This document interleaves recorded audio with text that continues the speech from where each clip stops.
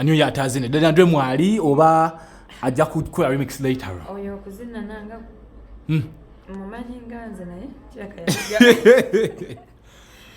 but he's a creative, of course. He always creates what's best for the fans, and I want to say shout out to him. Onozina concept ino je tulaba tulianga gwagame naye watandise obiwulire byali lipazo. Bannange ukyabula wakiremeddeko. Tugezaako kuyimba bye bawulira naye era tujja kuva ku mulamwa. Onozina, it's basically a vibe, and it's available on my YouTube channel. Go subscribe it and share it with your loved ones. Kayimba kalimu mukwano. Era nali mbuusa naye bakyali bange engeri gy'oyinza okumalamu wiiki. Yabaletera one time.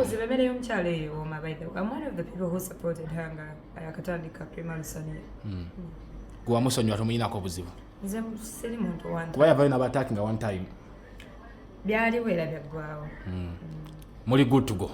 Very, and I support her because she's a woman in the industry. Okumukuba ekikono mba neekuba.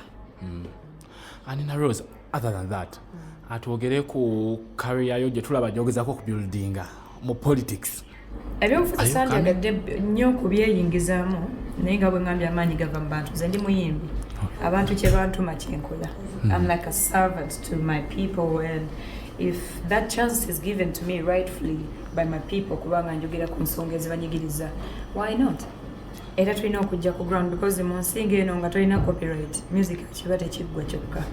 Oba olina okukosa okufaayo nnyo ku ki ebikinyigiriza abantu abakuwagira b'oyita bafanzi bo. Nze ndaba okubeerezaamu ku music wokka nga ate totunuulidde ku nsonga ezinyigiriza omuntu akusupporting oba nakyemalira, because abantu balimu abatuteekayo ate bebasobola otujjayo. Muwagizi wange si musanyufu, muganda wange ng'oli muyimbi oba tolina kaddako, bw'ajjako musanyuka gyako nawe gy'okomufunamu.